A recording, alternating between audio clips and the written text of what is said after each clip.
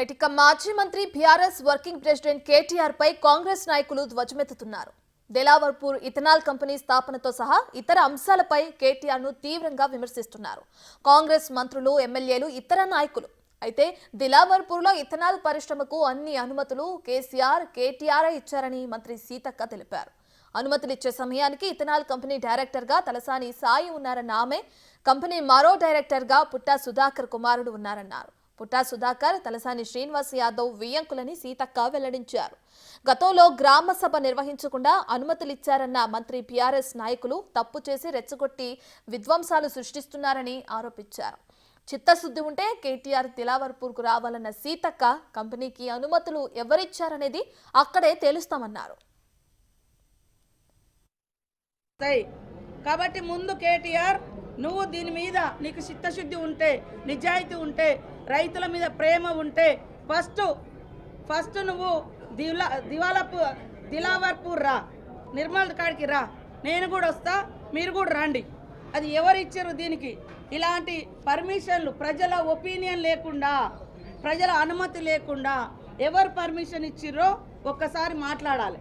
కాబట్టి ఇవాళ తలసాని శ్రీనివాస్ యాదవ్, ఆయన ఇయ్యంకుడు పుట్టా సుధాకర్, కడప, ఈరోజు వాళ్ళ కొడుకు ఎంపీ ఉన్నట్టుంది నెల్లూరులో ఎక్కడో, వాళ్ళకు వీళ్లకు అంత అనుసంధానం చేసి ఢిల్లీని ఒప్పించి మెప్పించి ఢిల్లీ పర్మిషన్ కూడా తీసుకొచ్చి ఇచ్చింది కేటీఆర్. కేసీఆర్ సంతకాలతో సహా మేము తొందరలోనే బయట పెడతాం. కేటీఆర్ కు పార్టీని ఎవరు ఏం చేస్తారో అని, గతంలో చేసిన తప్పులకు ఎప్పుడు జైలుకు పోవాల్సి వస్తుందో అని రెండు భయాలున్నాయని మాజీ మంత్రి, ఎమ్మెల్యే కడియం శ్రీహరి అన్నారు. ప్రజల్లో సానుభూతి కోసమే జైలుకు పోతానంటున్నారని చెప్పారు. గుమ్మడికాయల దొంగ ఎవరంటే భుజాలు తడుపుకున్నట్లుగా కేటీఆర్ భుజాలు తడుముకుంటున్నారని ఆరోపించారు. చేసిన పాపాలు ఒక్కటొక్కటి బయటకొస్తున్నాయి కాబట్టే కేటీఆర్ భయపడుతున్నాడని అన్నారు.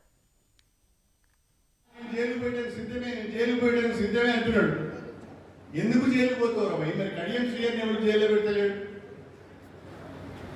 ప్రతాప్ రెడ్డిని ఎవరు జైల్లో పెడతలేడు.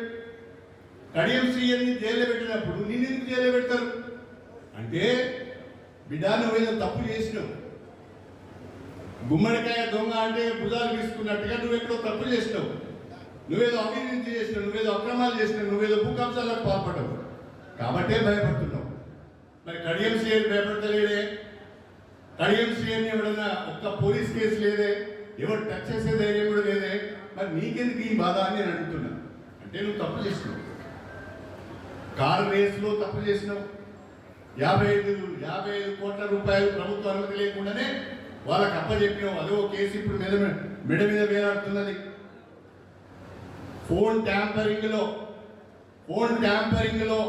అనేక మంది యొక్క సంభాషణను విన్నావని, ఆ సంభాషణను విని వాళ్ళు బ్లాక్మెయిల్ చేసినవని స్పష్టమైన ఆధారాలు దొరికినాయి. ఆ కేసులో నువ్వు జైలుకు పోవచ్చు. మొన్న లగచర్లలో జరిగిన ఇన్సిడెంట్లో అక్కడున్న మాజీ ఎమ్మెల్యేలను అన్ని నేను చూసుకుంటే ఏమైనా పర్వాలేదు, అధికారుల పైన దాడి చేయండి అని చెప్పి నువ్వు చెప్పినట్టుగా సాక్ష్యాధారాలు ఉన్నట్టుగా తెలుస్తున్నది. కాబట్టి ఈ కేసులలో ఏదో ఒక కేసులో జైలు పోయే అవకాశం ఉంది. కాబట్టి నేను జైలుకు పోతా, నా మీద కాంగ్రెస్ పార్టీ. సురభి నాటక మండలి వారు కూడా చేయలేని డ్రామాలు కేటీఆర్ చేస్తున్నారని విమర్శించారు టీపీసీసీ ప్రధాన కార్యదర్శి కైలాష్ నేత. 10 ఏళ్ల బీఆర్ఎస్ పాలనలో రైతులు, సర్పంచులు, విద్యార్థులు, నిరుద్యోగులు ఆత్మహత్యలు చేసుకున్నారని ధ్వజమెత్తారు. తెలంగాణ రాష్ట్రంలో కేటీఆర్ నాయకత్వంలో ఒక సురభి నాటక కళా మండలి వాళ్ళు ఏ రకంగా అయితే డ్రామాలు, ఏషాలు, పెడబొబ్బలు లేదా హరికథలు, బుర్రకథలు ఏ రకంగా చేస్తూ ఉన్నారో తెలంగాణ సమాజం అంతా చూస్తూ ఉన్నారు. నేను సూటిగా కేటీఆర్ని ఒక 5-6 ప్రశ్నలు మీడియా ద్వారా తెలంగాణ సమాజాన్ని ముందర ఉంచదలుచుకున్నా. గడిచిన 10 సంవత్సరాల్లో మీరు చేసిన పాలన, ఈ ఏడాది అంటే రేపు డిసెంబర్ 7వ తారీఖున రేవంత్ రెడ్డి గారి నాయకత్వంలో ముగిసినటువంటి ఈ ప్రజాపాలనలో సాధించినటువంటి విజయాల మీద తెలంగాణ సమాజం ఆలోచన చేయమని చెప్పేసి విజ్ఞప్తి చేస్తా ఉన్నా. 7 సంవత్సరాల కాలంలో, క్షమించండి, 10 సంవత్సరాల మీ పాలనా కాలంలో అనేక మంది రైతులు ఆత్మహత్యలు చేసుకున్న సంగతి నేను గుర్తు చేస్తాను. సుమారు 10,000 మంది ఆత్మహత్యలు చేసుకున్నారు. నిరుద్యోగులు 150 మంది, సర్పంచులు ఆత్మహత్యలు చేసుకున్నారు, బిల్లులు రాక ఎంపీటీసీలు ఆత్మహత్యలు చేసుకున్నారు. అనేక మంది మహిళలు వీళ్ళందరూ కూడా ఆత్మహత్యలు చేసుకున్న సంగతి నేను గుర్తుకు చేస్తా ఉన్నా. ఎక్కడ నిరుద్యోగులు మరి ఆ రోజు ధర్నాలు చేసినా, రాస్తారోకోలు చేసినా, రోడ్ల మీదకి వచ్చి ప్రజాస్వామ్యం లోపట ప్రభుత్వాన్ని ప్రశ్నించిన వేలాది మంది పోలీసులను ఉపయోగించి ప్రజాస్వామ్య గొంతుల మీద మీరు తుపాకులు పెట్టి అణిచివేసిన సంగతి మీకు గుర్తుకు లేదా కేటీఆర్ అని చెప్పేసి అడగదలుచుకున్నా. మీద నమ్మకం లేదు. నీవు సిగ్గు, శరము, నీతి, దమ్ము, ధైర్యం ఉంటే ప్రజాక్షేత్రంలో సిరిసిల్లకు వచ్చి ఒక్కసారి నువ్వు రాజీనామా చేయమని అడుగుతున్నావు చేనేత బిడ్డగా. 293 కోట్ల రూపాయలు గౌరవ ముఖ్యమంత్రి రేవంత్ రెడ్డి గారి నాయకత్వంలో చేనేత బకాయిలు మాఫీ చేసిండ్రు. నువ్వు బతుకమ్మ చీరల పేరుతోటి పెద్ద కుంభకోణం చేసినావు. మా చేనేత కార్మికులకు లాభం జరగలే. ఇలా 50 కోట్లతోటి వేములవాడల్లో యారాన్ డిపో అంటే నూలు ఇచ్చే కార్యక్రమం తీసుకొచ్చిండు ముఖ్యమంత్రి గారు. Indian institute of handloom technology పేరుతోటి ఒక యూనివర్సిటీని స్థాపించి మా యొక్క చేనేత జీవితాల్లో వెలుగు నింపాలి అని చెప్పి. రైట్, ఇక నిర్మల్ జిల్లా దిలావర్పూర్లో ఇథనాల్ ఫ్యాక్టరీకి సంబంధించి ఏర్పాటుకి అక్కడున్న ప్రజలు ఆందోళన చేయడం కూడా మనకు తెలిసిన విషయం. అయితే దీనికి సంబంధించి ఫ్యాక్టరీ అనుమతులు ఏ విధంగా వచ్చాయని చెప్పి కూడా ప్రభుత్వం సీరియస్గా ఫోకస్ చేస్తుంది. దీనికి సంబంధించి నిన్న సీతక్క కూడా ఆధారాలతో సహా ఒక వీడియోను కూడా విడుదల చేయడం మనం చూస్తున్నాం. పూర్తి డీటెయిల్స్ అందించడానికి మా ప్రతినిధి హేమ లైవ్లో జాయిన్ అవుతున్నారు. రైట్ హేమ, గత బీఆర్ఎస్ హయాంలోనే ఈ ఇథనాల్ ఫ్యాక్టరీకి సంబంధించి అనుమతులు వచ్చాయని చెప్పి కూడా అటు మంత్రి సీతక్క అంటున్నారు. పూర్తి డీటెయిల్స్ ఏంటి హేమ? ఎస్, మొత్తానికి ఒకవైపు బీఆర్ఎస్ వర్కింగ్ ప్రెసిడెంట్ మాజీ మంత్రి కేటీఆర్కి అయితే ఇటు కాంగ్రెస్ ప్రభుత్వంలో ఉన్నటువంటి మంత్రుల నుంచి ఎమ్మెల్యేల దాకా గట్టి కౌంటర్లు వస్తున్నాయని చెప్పుకోవచ్చు. ఎందుకంటే రీసెంట్గా ఎప్పుడైతే అధికారం పోయి తన పదవి పోయిన తర్వాత సాధారణ ఎమ్మెల్యేగా ఉన్నప్పటి నుంచి కూడా కేటీఆర్ ఎన్నో అనుచిత వ్యాఖ్యలు, అంటే ఎటువంటి ఆధారాలు లేకుండా తన నోటికి వచ్చినటువంటి మాట్లాడుతున్నటువంటి సిచ్యువేషన్ మనం చూస్తున్నాం.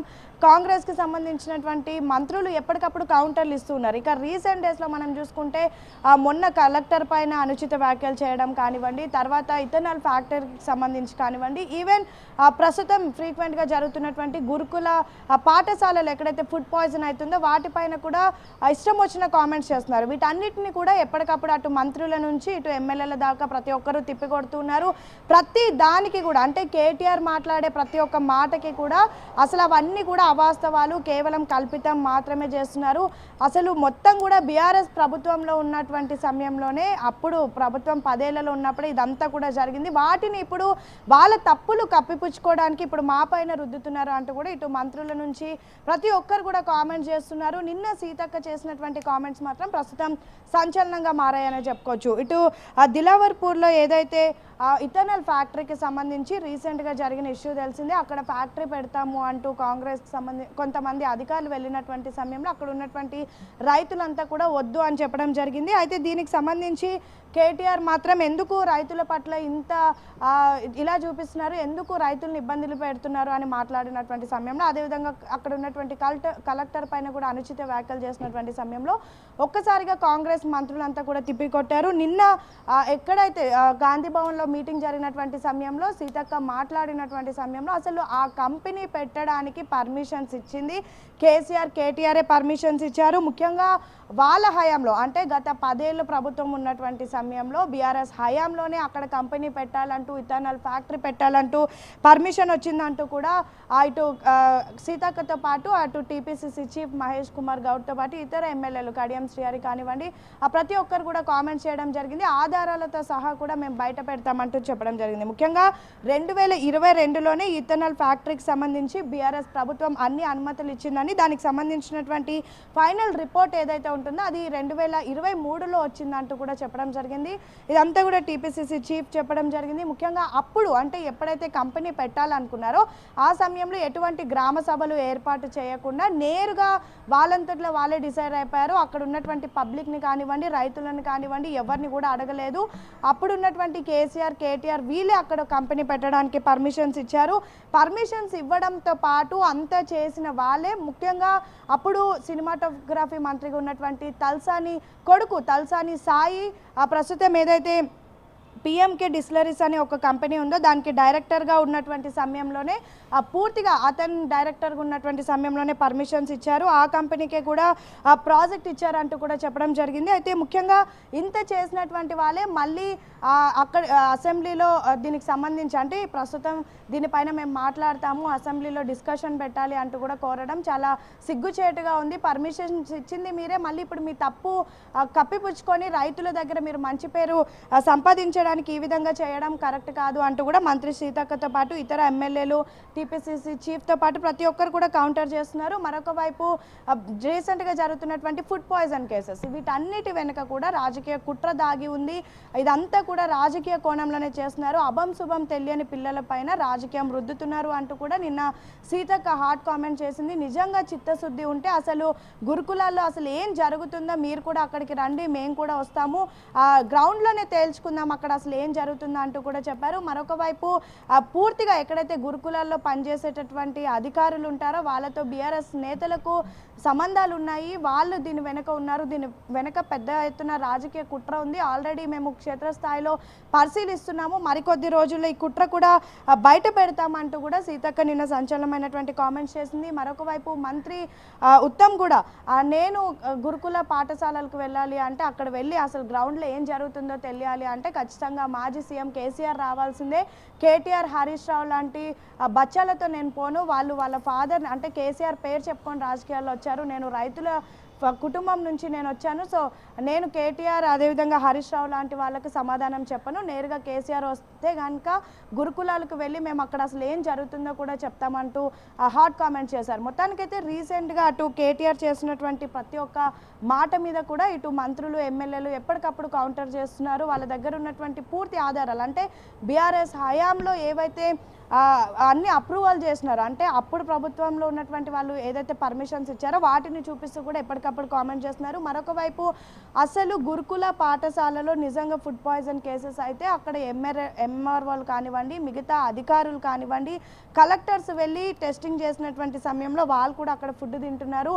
మరొక వైపు అక్కడ వెళ్ళిన తర్వాత ఫుడ్ తింటున్నటువంటి వాళ్ళకి ఏం కావాలేదు, కానీ పిల్లలకి ఈ విధంగా జరుగుతుంది. ఒకవైపు దురదృష్టకరం అయినప్పటికీ కూడా దీని వెనుక మాత్రం ఖచ్చితంగా రాజకీయ కుట్ర ఉంది. త్వరలోనే దీని అంతటిని కూడా మేము బయటకి తీస్తాము. కావాలని ఇదంతా కూడా ప్రస్తుతం బీఆర్ఎస్ ప్రభుత్వానికి సంబంధించి ముఖ్యంగా కేటీఆర్ కావాలనే ప్రభుత్వం పైన బురద జల్లడానికి ఇదంతా చేస్తున్నారు అంటూ కూడా చెప్పడం జరిగింది. మరొక వైపు ఇథనాల్ ఫ్యాక్టరీకి సంబంధించి ఆల్రెడీ అక్కడ ఉన్నటువంటి రైతులు కానివ్వండి, అక్కడ ఉన్నటువంటి పబ్లిక్ అంతా కూడా ఇక్కడ ఫ్యాక్టరీ పెట్టొద్దంటే వెంటనే ప్రభుత్వం కూడా దానికి అంగీకారం తెలిపింది. అదేవిధంగా అసలు అక్కడ ఫ్యాక్టరీ పెట్టడానికి గతంలో ఎవరు పర్మిషన్స్ ఇచ్చారు, దానికి సంబంధించినటువంటి పూర్తి డాక్యుమెంట్స్ ఏవైతే ఉన్నాయో వాటన్నిటిని కూడా ప్రస్తుతం పరిశీలించేటటువంటి పనిలో ప్రభుత్వం ఉంది. దీనిపైన ఆల్రెడీ దృష్టి పెట్టిందని చెప్పుకోవచ్చు. సో ఈ నేపథ్యంలో సీతక్క చేసినటువంటి కామెంట్స్ మాత్రం చాలా కీలకంగా మారాయని చెప్పుకోవచ్చు. ఐటీ మంత్రి కేటీఆర్గా ఉన్నటువంటి సమయంలో అక్కడ ఎటువంటి గ్రామ సభలు పెట్టకుండా కూడా డైరెక్ట్గా పర్మిషన్స్ ఇచ్చేశారు. మరొక వైపు కేసీఆర్ సంతకంతో పర్మిషన్ ఇచ్చినట్టుగా కూడా మా దగ్గర డాక్యుమెంట్స్ ఉన్నాయి అంటూ కూడా సీతక్క నిన్న చెప్పడం జరిగింది. గ్రామ సభ నిర్వహించకుండా అంటే రీసెంట్గా మనం చూసాము ఎక్కడైతే కొడంగల్ లాంటి ప్రాంతాల్లో కూడా ముందుగానే గ్రామ సభ నిర్వహించారు. అక్కడ ఉన్నటువంటి రైతులతో కానివ్వండి లేదంటే ప్రతి ఒక్కరితో మాట్లాడుతున్నారు. అంటే ప్రస్తుతం కాంగ్రెస్ సర్కార్ ఏర్పడిన తర్వాత ఏ పర్మిషన్ తీసుకున్నా సరే అక్కడ ఉన్నటువంటి లోకల్ పీపుల్తో, రైతులతో డిస్కషన్ చేసే ఒక డెసిజన్ తీసుకుంటుంది. ప్రతి ఒక్క ఇష్యూలో కూడా ఈవెన్ కులగణన కానివ్వండి ప్రతి ఒక్క దానిలో ముందుగా ప్రతి ఒక్కరితో మాట్లాడుతున్నారు. కానీ గతంలో మాత్రం బీఆర్ఎస్ హయాంలో ఏ రైతులతో కూడా మాట్లాడకుండా నేరుగా వాళ్ళే పర్మిషన్ తీసుకొని మళ్ళీ ఇప్పుడు వాళ్ళు ఏం తప్పు చేయనట్టుగా యాక్టింగ్ చేయడం మాత్రం నిజంగా నాటకం చేస్తున్నట్టు ఉంది అంటూ ఇటు మంత్రులు, ఎమ్మెల్యేలు మాత్రం ప్రస్తుతం కేటీఆర్కి కౌంటర్ ఇస్తున్నటువంటి పరిస్థితి.